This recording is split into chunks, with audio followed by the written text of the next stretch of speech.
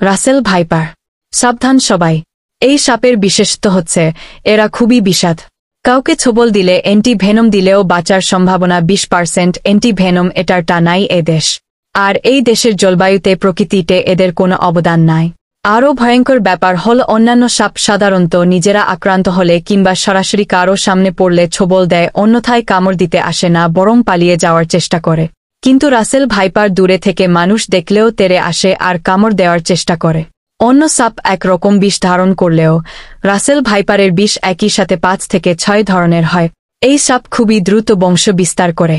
এরা সরাসরি বাচ্চা দেয়, 50 থেকে 80টি পর্যন্ত বাচ্চা দিতে পারে।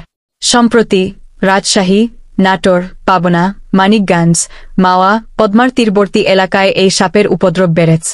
তাই সরকারিভাবে যদি এই সাপ নিধনের উদ্যোগ না নেওয়া হয় তাহলে বর্ষার মৌসুমে সারা বাংলাদেশে এই সাপ ছড়িয়ে পড়ার ব্যাপক সম্ভাবনা রয়েছে।